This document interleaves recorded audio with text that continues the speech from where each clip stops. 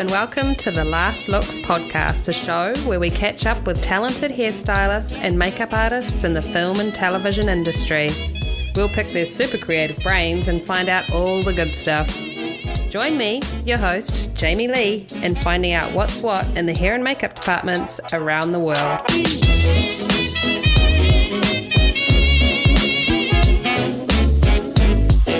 Now it's time for Kit Corner, where we shine a spotlight on artists who've created products with the film and television industry in mind. Products designed by artists for artists.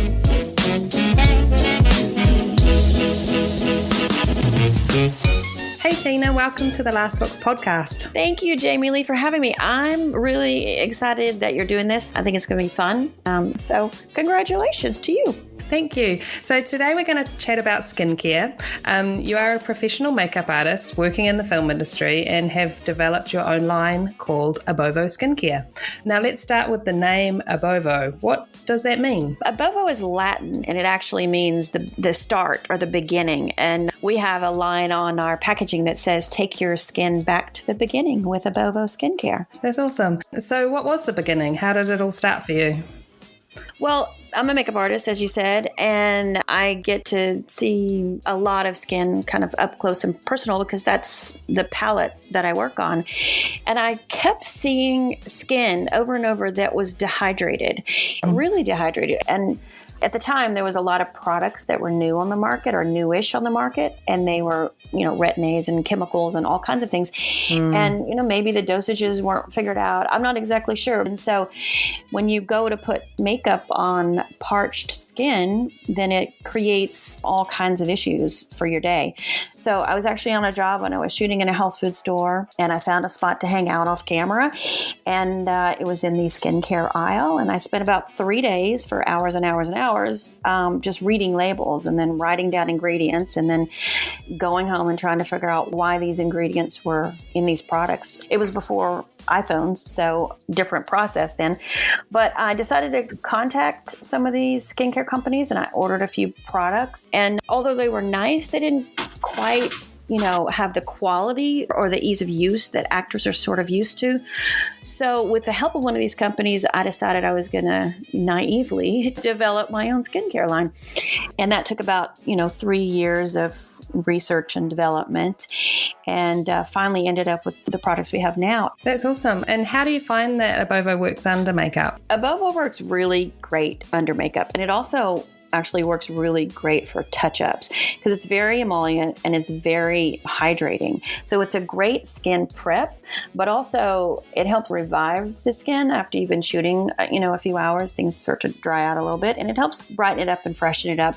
And then, of course, at the end of the day, you just wash everything off and put on some more AbOvo. So I think it works pretty much throughout the whole day. Whether it's men or women, I think it's a great product for the skin. So it must be filled to the brim with amazing ingredients. So what are some of the ingredients that excite you? Well, that's a good question. Of course, I think they're all exciting, but but they're chosen to benefit the skin. They're all chosen to heal or hydrate the skin, and there's no fillers and there's no fragrance. So lots of healthy ingredients.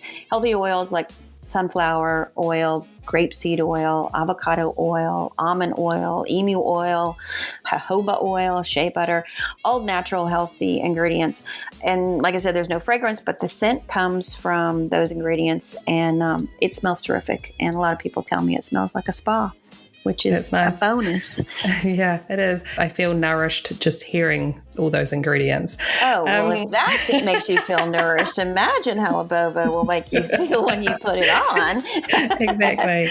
Hey, why was a natural product and eco packaging so important to you? Well, after seeing how the chemicals affect the skin, I knew I wanted to go that path. The eco packaging felt like it needed to be part of the story, or I felt like I was only telling half the message. It still remains really important to the AbOvo skincare message. So yeah, that's worth it. So how can people get AbOvo for themselves or for their kit?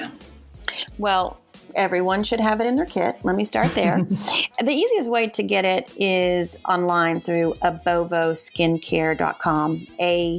B as in boy, OVO, skincare.com. And right now we're running a special with a free hand sanitizer when you place an order. And that's a hand sanitizer made with the AbOvo serum, which is only available for facialists and in spas. And so you get your hands clean, but you don't dry them all out. Yeah, free hand sanitizer. The other places you can get it are industry stores like Nigel's Beauty Emporium and Friends Beauty. Those are two other options if you want to see it in person. Yay. Thank you so much, Tina. Thank you, Jamie Lee.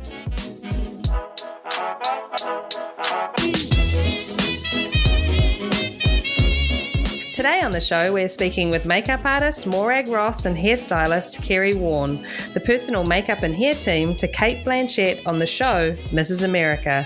We find out what it took to transform Cate into historical figure Phyllis Schlafly. So let's get into it. Pictures up. Last looks. Rolling. And action. Hi guys, thanks for chatting with me about your work on Mrs. America. Hi. Welcome. Thank you. You're welcome. So let's start with, how did you both become involved with the project? Morag, we'll start with you. Well, I've worked with Cate on and off now for over 20 years. So, basically she told me about the project and I was excited about it straight away. Being period makeup, it was nice to research, and the idea of creating a real character was exciting. And also just the political content, it's very pertinent to today. So it was very interesting. You've worked with Cate for so long. What was your first job with her? First job was, it was a film called The Man Who Cried. Sally Potter directed it, and Cate had, I think she had just done the first Elizabeth and been nominated for her Oscar, and it was the first film she did after that. And I was head of makeup department, but it was a nice, again, it was a period film. It was set during World War II, and there was a lot of makeup to do, and we got on well, and so she asked me to work with her after that, and we've done so off and on ever since. That's so cool. And what about you, Kerry? How did you become involved? Well, I got asked through my agent. I got asked if I'd be interested in working on the project. And of course, I was very excited. I'd obviously never worked with Cate, but admired her from afar for many, many years. And did not really know the subject. I didn't really, even though I was alive at the time, I didn't remember anything about Phyllis Schlafly, probably not because I wasn't living in America at the time. So, I may have seen it, but I was probably too busy going out to clubs and things to be sort of absolutely aware of it. More aware of Gloria Steinem and the other girls, probably much more than Phyllis Schlafly, to be honest. So it was sort of a new learning curve for me. Yeah, I had to do a little bit of research and I'm like, who is this Phyllis Schlafly woman? And then when I read about her, I was like, whoa, okay, Right, exactly. This is interesting. But we had never worked together before, had we, Kerry? No. So that was another exciting prospect. And had you met before or No. So when did you first meet? In the airport. Oh yeah. Well, actually, that's not true. we did a little test, remember? We did a little test, that's right. Yeah. I was trying to get to meet Morag beforehand, but she was too busy on other projects and doing some other things. Of course. Like building houses or something. Oh, how dare she? And anyway, timing didn't work out. So it was basically on the day of a sort of a little test we did with Bina Diagla, the costume designer. And we sort of was the first time of meeting, basically working with Cate, meeting Morag and meeting Bina. And We just jumped in, didn't we? yeah. And where was that? Was that in London or was Yes. that in Toronto already? In London? Oh, nice. So you got a little bit of a... We got a bit of a head start, yeah. Oh, which that's is always good. good. You think, okay, this is what I'm not going to do. Exactly. Well, it's important for me too, because just to make sure wigs fitted, colour correction if needed, and sort of just finer details before we get to Toronto, basically. So it was, because the wigs were being made in England. So Right. So as personals, what is your process when you were designing the look? Like, where did you start? It's obviously a collaborative effort with costume designer and the two of you and, of course, Cate. So what do you start with there? Well, I think in this situation we were lucky that we were starting with a real person. So obviously, it was getting research images together and then trying to visualize what do we bring to Cate to create a character who's believable without being a caricature. I think that's the key for doing a job like this. And so for makeup, it was subtle things. It was trying to get the actual makeup and similar, but to use Cate's features. And, I had little veneers made for Cate's teeth. Because Phyllis had quite particular, they're called butterfly front teeth because they have a little curve and they slightly protrude. So that helped change Cate quite a lot. I think it's the subtle things that are actually much more successful. Certainly, and it's my taste, I like to, rather than be heavy-handed about trying to create a dead ringer. Yeah, it's those little things that you don't notice are going on. It's more subliminal, yes. That's awesome. So with finding research, and excuse my ignorance just with time period, but were you coming across more black and white images than colour of the actual Phyllis Schlafly, or were you getting a good amount of colour reference? There was quite a lot of colour, wasn't it? Because it was the 70s. Yeah, basically, and also there was, and a lot of video reference, of interviews and sort of still frames from those stills to get colour for hair and things like this. There was quite a bit, actually. I would say 50-50. Yeah. Definitely. And she did a lot of TV shows, so there were a lot of colour images. I think it's so much more helpful, isn't it, to actually see a moving image of someone you're trying to copy. Yeah. Morag was subtle with the makeup, unlike me with the hair, I think. Oh, yes, but Kerry, one could not be subtle with a hairstyle like that. It's a bit of a sledgehammer look. Well, no, but it's another interesting aspect of the character over a series is, how do you plot out the arc of the character with the plot lines of the story? And, how do things change? It went over 10 years. Actually, Phyllis Schlafly didn't change that much in 10 years. No. Because we sat down with Cate and, Cate's totally on the ball, isn't she, Kerry? So she has a lot of ideas herself that she wants to see realised. And I think between the three of us, we plotted the little subtle changes and things, all working with the same amount of intensity, I think. Yeah, because she started out, much less sophisticated. Because it's not only reality, you are creating a television series and you have to create something that's visually captivating. And, so we pushed some boundaries, didn't we, Kerry? Yes, we did. For the sake of visual interest. And, she becomes much more sophisticated and harder and kind of larger than life. But I think especially, the hair was incredible and that it just worked really well, didn't it? She started off much less perfectly put together. Less polished in a way. And then became more polished as she became more public was basically our idea, really, our little arc going on. So even though it's, where does it finish, like 1980? I think it was 82, is it 80? Yeah, 81, 82, I think it was, yes. And that kind of silhouette of hairstyle with her kind of sticks around? Well, you that's find her that go-to. You find a lot of people that have a hairdo that works for them will hang on to it. And when you think about it, when the series starts, she's playing a woman of 50 years old. Yeah. So she would have had probably the hairdo for, if not for 10 years, if not a bit longer. Anyway, So you've got to think about sort of maybe early 60s. So people have the same hairdo to the dying day if it works for them because it's their shield and they're almost their, not I'm saying mask, but it gives them the confidence to go on. You know what I mean? I think when she's in the public eye as well, it's a public persona, isn't it? Yes, exactly. Yeah, it's something that people will be like, "Oh, that's Phyllis. I know her. I know that hair." A bit like Margaret Thatcher. Yeah, not dissimilar. It's almost looking indestructible too. Mm-hmm. That you could a bit like her. Well, you like a sheet of armor. You know what I mean? Mm-hmm. It's like basically a helmet, isn't it? Can't penetrate that. Yeah. Yeah, and no one's going to get there. Yeah. With that design process, just with it being a miniseries rather than a film, and you have different directors coming in for different episodes, how does that work in the initial designing period? I mean, was there any of those directors involved with that, or was it more just with Cate and producers and things like that? How did that work, Morag?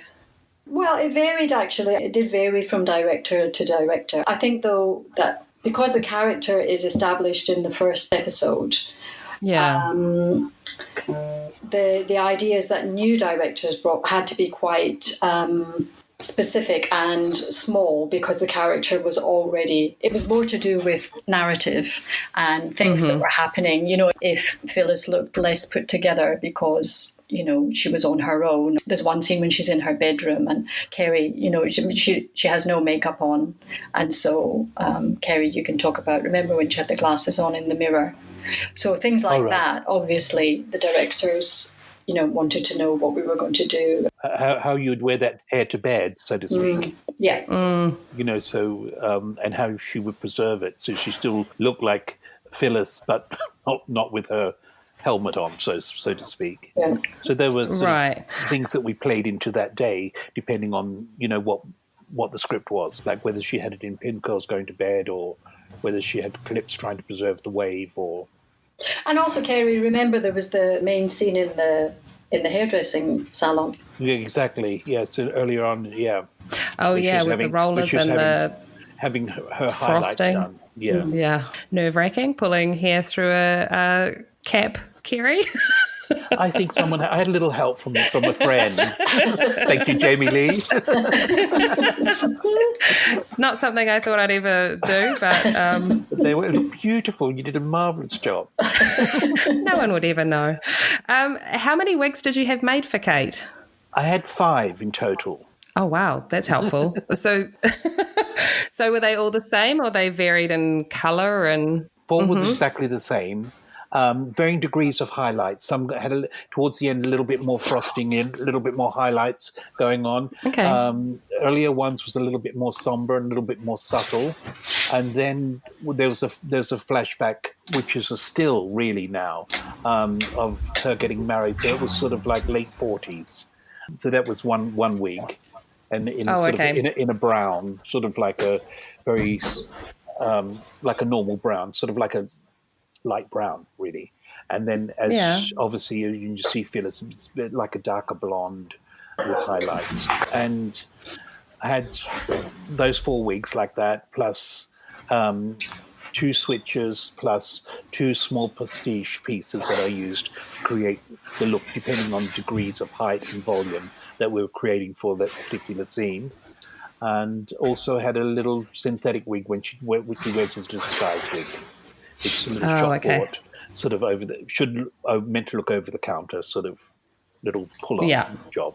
And the little switches and stuff that you were using, is that to just help with styling or the weight of the wig? Or I always find, you know, working with wigs, if you get the wigs too long, and you're doing sort of an updo, you're wrestling with the hair all day. You know what I mean? Because when you have to take it off and wash it every night, you've got hair that is like 2 foot long or something like this. It's a lot of work.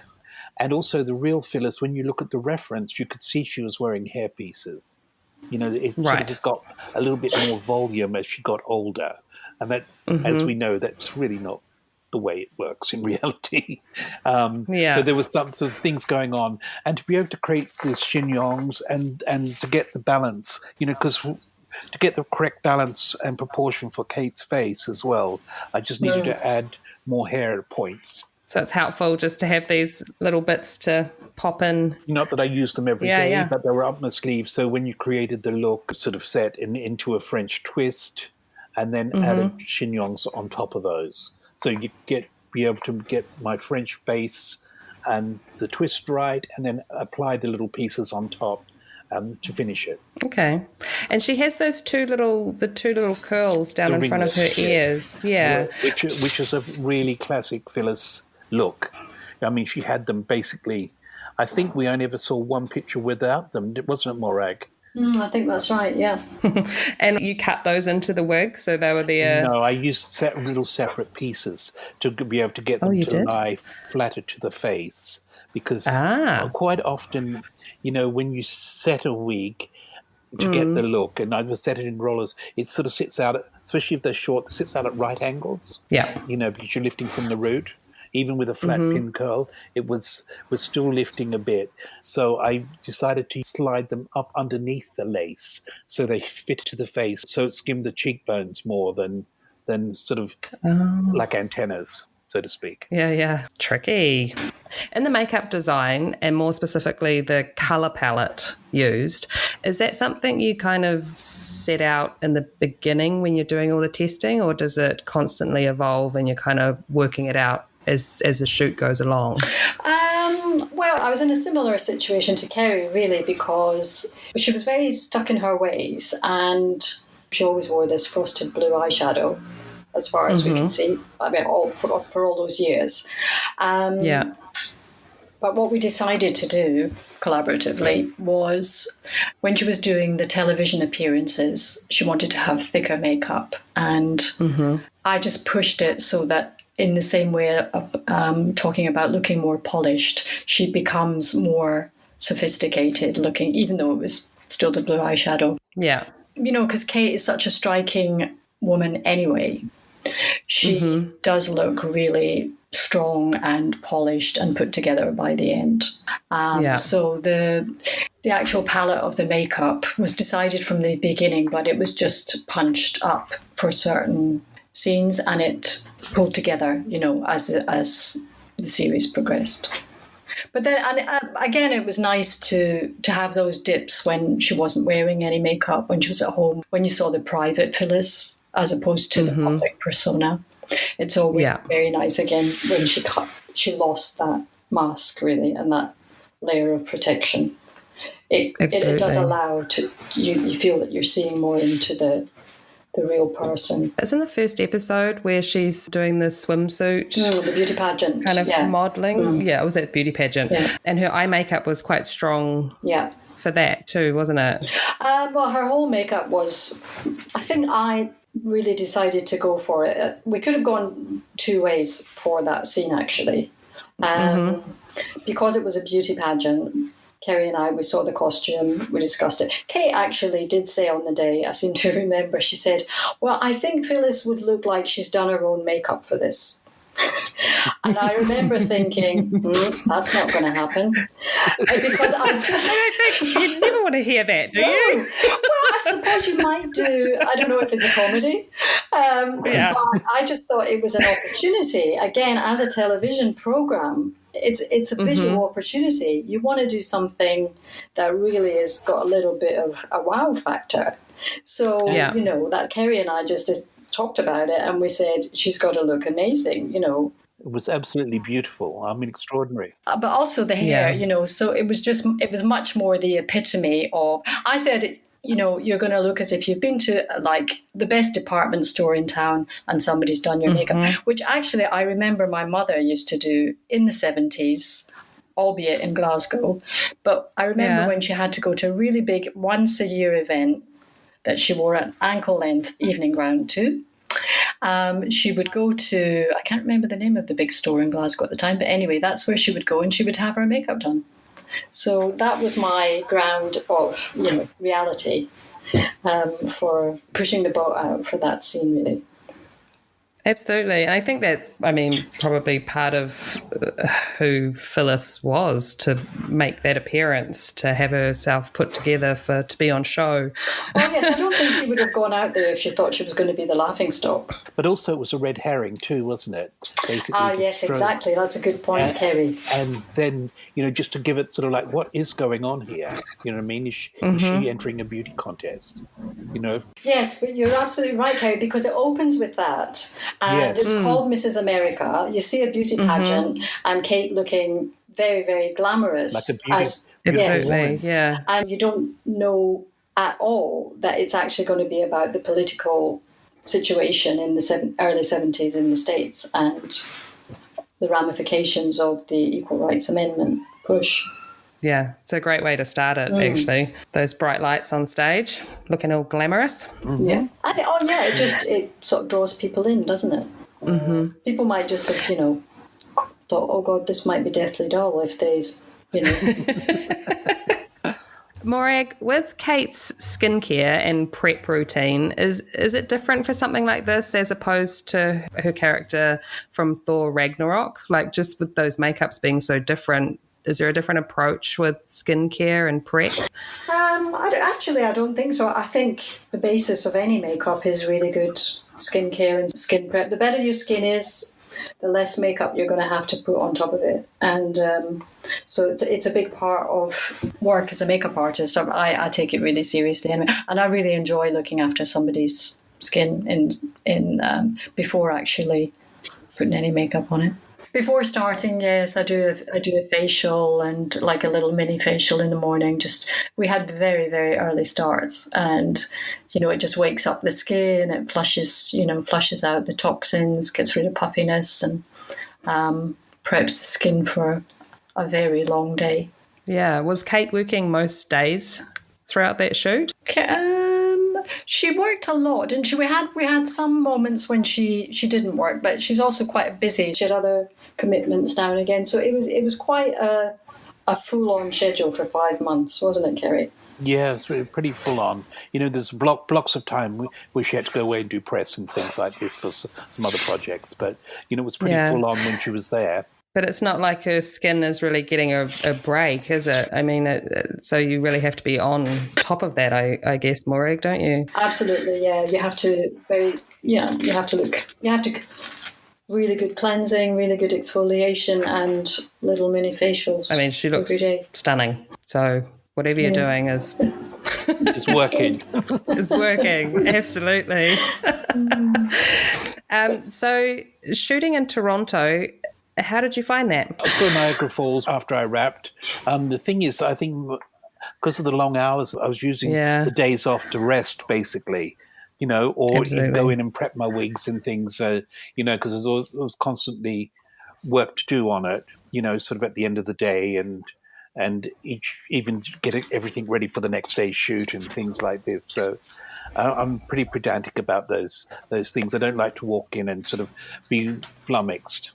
If things are not ready. I like to sort of have all my soldiers lined up, so to speak, to play with. Absolutely. I find it quite difficult to relax into being in a new city and running around the town. I sort of stay in work mode at the weekend, and I rest because the hours are so brutal sometimes that I just like to be quiet at the weekend, have a nice dinner, and relax. Yeah, I was going to ask what your tricks are for when you do work away from home for extended periods, because I mean everyone has their own little things just that they do to try and keep them happy away from home, I guess. Go to lovely restaurants. We went to some lovely restaurants.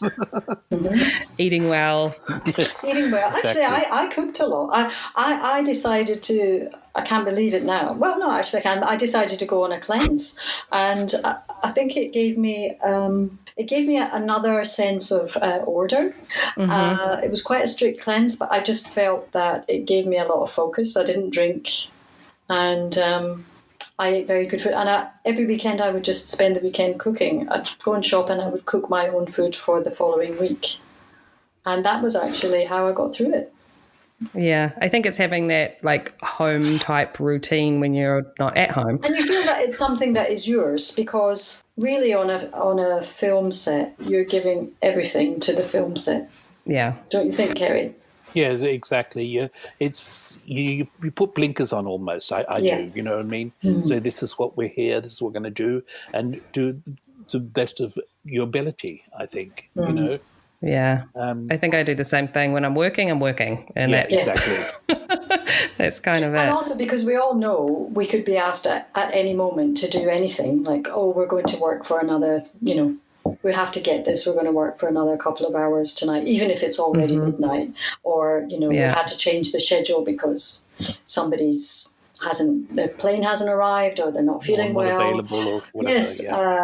So it's constantly changing, and you just have to be totally amenable and adaptable, don't you? How long was the shoot? It was 5 months. Months. Months, yeah. 5 months. Okay. So, yeah, it's a long time to be away from home. Very long, yeah. And I came up for just 2 weeks to help out towards the start of that shoot, and the hours that I did in just those 2 weeks, I left thinking, surely these guys can't keep up with these hours. They're insane. But we did. And it sounds like you did. Yeah. Which is terrifying. You must have been absolutely exhausted by the end of it, because it was really, like, they were some long days. Particularly for Kerry, because, Kerry, you had wigs to dress and to undress. Clean and dress. Yes, before anybody came in. Because I could only really do the hairdo on Kate's head for balance. Right. And also see how she was feeling for that day for the scene, whether it should be a little bit more downplayed or whether, where we're going with it. So basically, it took quite a while to do, about an hour and a half. Mm-hmm. But I think it's the only way I could do it, because I think for the correct balance and things, I didn't want it to look like it had been taken off a block and put on her head. Yeah. Even though it was a helmet sort of thing, I needed to look a little bit more organically done than shop bought, so to speak. And as you say, just being able to have that option of adjusting or changing anything on that morning, depending on what you're shooting, just so it's not set in concrete before it even goes on Kate's head. Yeah. Really, and to also get a X amount of softness around the face, so it's, you know what I mean? You can't do that on the block. I can never do it anyway. You can get my basic groundwork done, but it's like fine tuning. I'm sure it's the same. I'm sure with makeup. You know what I mean? I was going to ask Morag, as well as the teeth, if we can just talk about those a little bit more. Yeah. And was there anything else that little tricks or anything that you used that we're not seeing or noticing in her transformation? Well, the teeth were they were made by Fangs Effects in England. So we tried them out for the first time at the test we mentioned, when in London before we left for Toronto. So we made sure that they fit properly, and I asked for 2 different styles just so that we could see which worked better, and we established that before we left. And then obviously, is it just the top just the teeth? Top, or? Yeah, the top front teeth. Mm-hmm. Yeah, I think for I suppose the key features that jump out when you look at Phyllis Schlafly the teeth are more subtle, but that's what jumps out to me as a makeup artist. But it would be her brows, because she did actually colour in her own brows, but they were very thick and quite dark, very different to Kate's. Mm-hmm. So, and I think brows are amazing for creating a look anyway. Every decade has different brows, every fashion look. They think about different brow shapes or thicknesses. So, and they also frame the eyes in different ways. So the brows were completely different to Kate's own, and I think that helped a lot with just creating the Phyllis Schlafly look. Is that easier to do because Phyllis's were darker and thicker? I mean, if it was the other way around, it would be a lot trickier, wouldn't it? If you're trying to make them thinner and...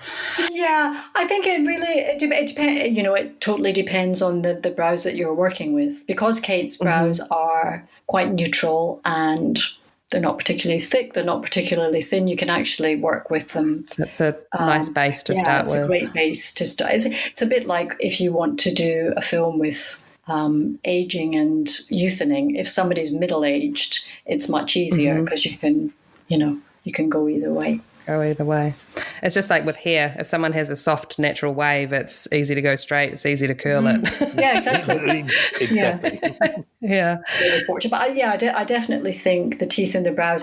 And then it was the key colours. It was choosing that the frosted peachy lipstick and the blue eyeshadow, really. Oh, for Frosty Frost. Which actually I became very fond of, using them every day. Yeah. When I've gone into jobs and I'm recreating something from history, and there'll be one look that the director's like, we've got to, at some point we've got to do this. And I'm like, ugh, that's my least favourite. And then I end up doing it and growing to really like it. Yeah. And it's just like, oh no, I actually really love this. But I find that as well. I think sometimes it's like therapy. you get your head in. Once you've nailed it, you think, it's not so bad after all.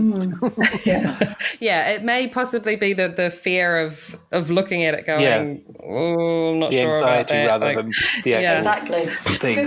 But then there's also the thing at the very end when you just think, oh, it's really great, I can burn these now. The sacrificial burning at the end. Yeah. You mean Kate didn't want to take home her frosty peach lipstick to wear around the house? No, she didn't want to keep the teeth. A little goodie bag. Was it Kate's idea to wear the teeth? Like, is she happy to wear? It wasn't her idea, but yeah, definitely. I've used teeth for Kate in lots of productions. And I find them enormously helpful because I think they change the set of your mouth. They completely change just the dynamics of your face. You know, you can do masses with changing teeth. It's nice that she leans into it. Yeah, I think that's, she's fantastic that way. She's not remotely interested in looking like Cate Blanchett at home. She wants to look like Phyllis Schlafly. So it's great for arts. But it also gives her that period thing as well, I think, with the teeth, because they're less like contemporary looking mouths, Yeah. In what way? People having their teeth done. Yeah, having them fixed all the time. Everyone's got perfect teeth. Right? Yeah. That perfect smile. Especially in, people in the public eye. Most of them would have had their teeth done if they haven't been born with perfect gnashers, whereas it was still the 70s and she was already 50, so she obviously was quite happy with the teeth she had. I think when we were watching, we saw when she said she had to take out her contacts, and my husband was just like, they have contacts in the 70s. Yes, they did. Like, we just had no idea. Yeah. Yeah, we had no idea. They were harder contacts. I think they were glass, weren't they? And smaller. They were smaller as well, weren't they? Yeah. So if it's finishing up in 1982 and you start around 1970... 72, I think we started. 72? Did you do any aging of any kind with makeup or with hair? Did she have any little greys pop through in the middle of those frostings? Or as far as hair-wise, no, it just got bigger. And a little bit more frosting in the front around the hairline, so to speak. It didn't add grey, but it got bigger, which is sort of like what I think ladies of that ilk sort of tend to do. You know what I mean? Mm-hmm. You find those women that have power dressing. I want to go back to Thatcher again, but it gets a little bit more helmet-like, so to speak, which I think is aging. When it gets more helmet-like. You know what I mean? Because it's harder on the Because I think, is it the first episode that her mum comes in and she's had her hair done and she doesn't like it? And it's just like, oh no, she's obviously stuck in a way of liking her hair and they've tried to change it and it's not. She's not liking it. No, what about you, Morag, with age? Well, because she became much more of a public person, so she actually did look more polished and more done as she got older. And she didn't change her look. What I hope has been successful is that I worked really closely with the directors of photography. So, and especially for the first half of the series, we aimed to light Kate as well as possible to make her look younger. Okay. And then for the second half of the series, the lighting is a bit harsher, as is the makeup sometimes. So we felt that was enough of, you can see the change in her. Yeah. Because it was only 10 years and... Yeah, so it just keeps it nice and subtle. It actually really works quite well, yeah. It's not distraction, time passing. Oh, that's awesome.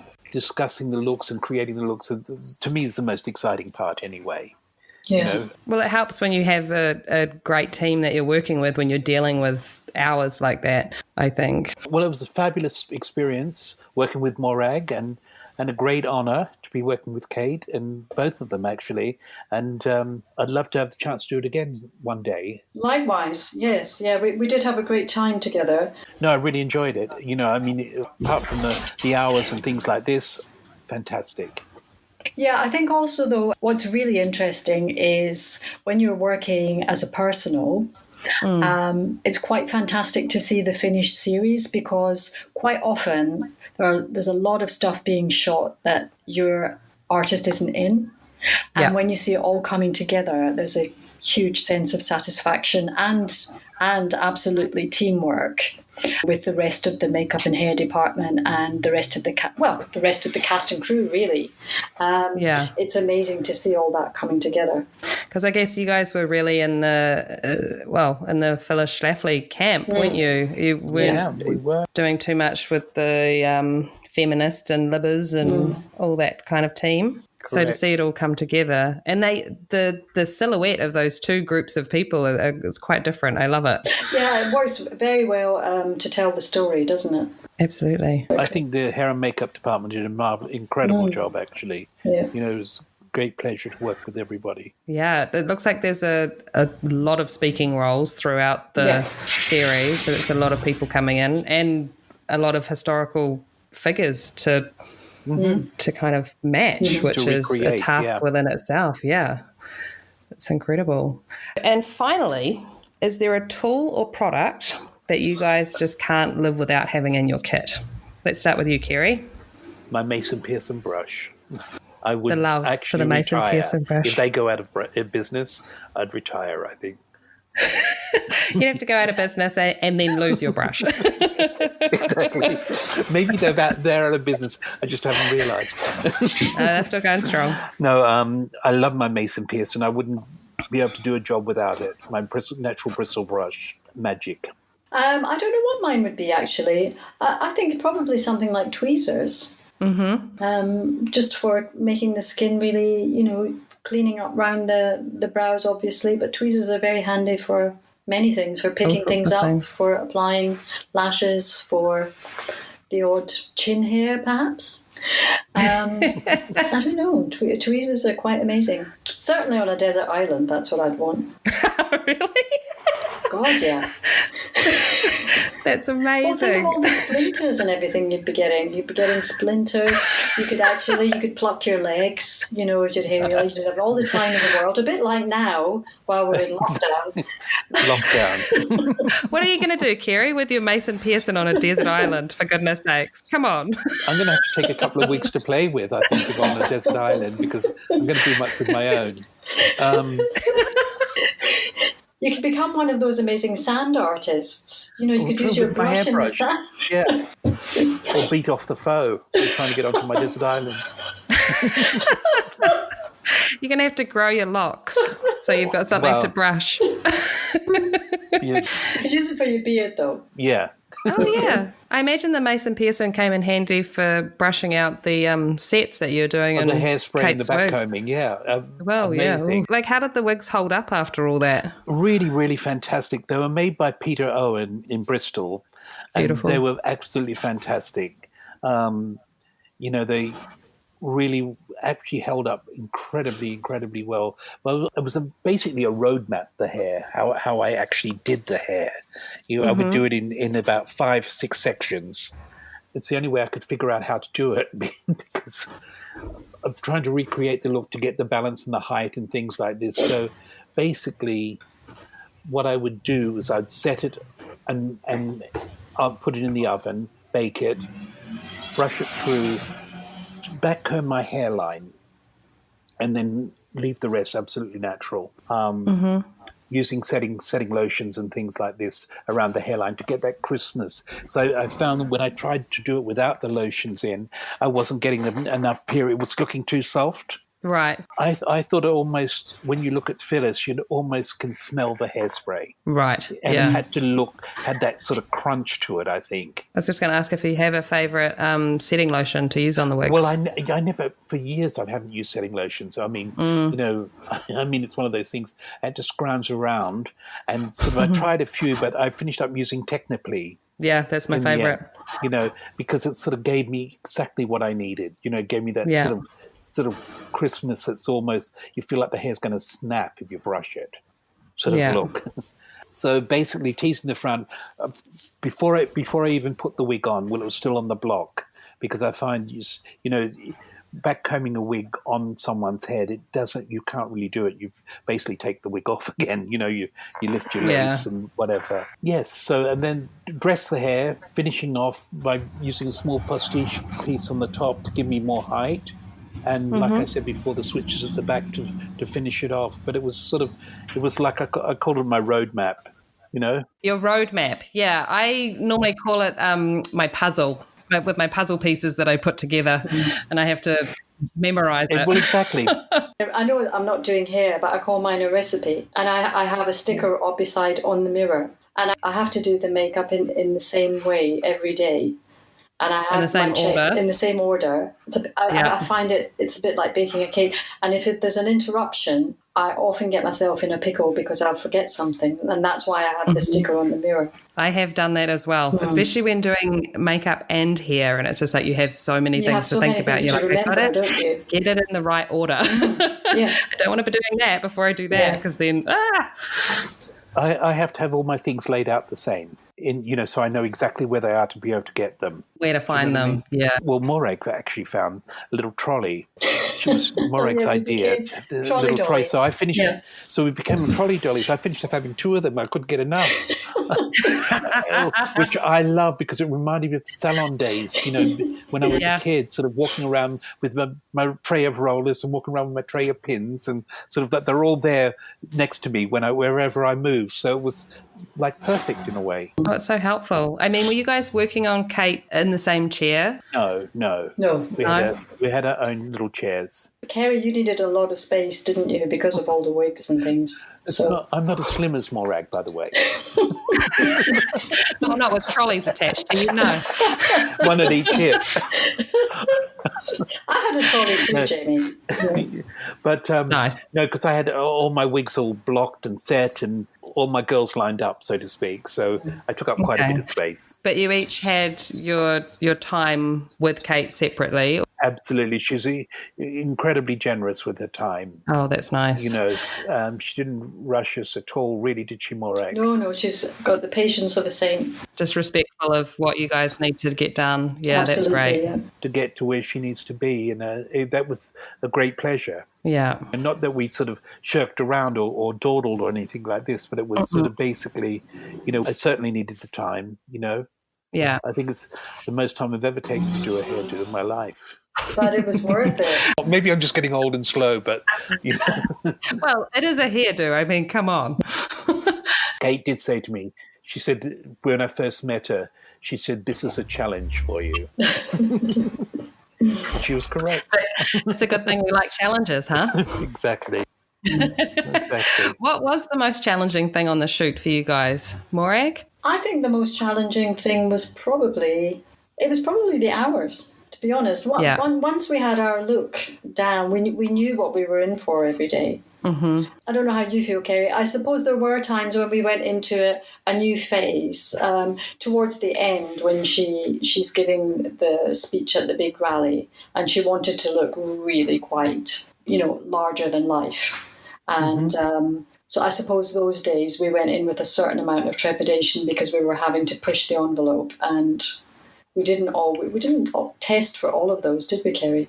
No, we only really did a sort of minimal test, really. We did the basic fillers, didn't we? And then worked around it as the series went on. Did you get all episodes at once, like to read, or no?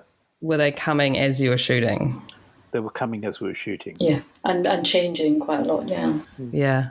I haven't done a lot of miniseries or TV, so that kind of scares me. I love knowing, like with a film, you get the script and then, they might change things here and there, but at least you get the idea of what is going on when you start shooting. But with TV shows, hearing that these episodes come in while you're working, it's just like you're so busy already with what you're doing, and then you have to think about like, oh, what? This is happening in the next episode? Oh, okay. Exactly. I feel sorry for the actors working like that, getting changes so quickly and things like this overnight and, going into big scenes and things like this. It must be tough for them. Yeah. Yeah, absolutely. Tricky. Anyway. Awesome. Okay, guys, thank you so much for your time and sharing your stories. Thank you. I loved catching up with you both. Yeah, likewise. Thank you. Same here. And I wish you could come and help me again one day, Jamie Lee. Oh, you know I'm always up to help you, Kerry. There's too much laughing that goes on for me not to want to come and help.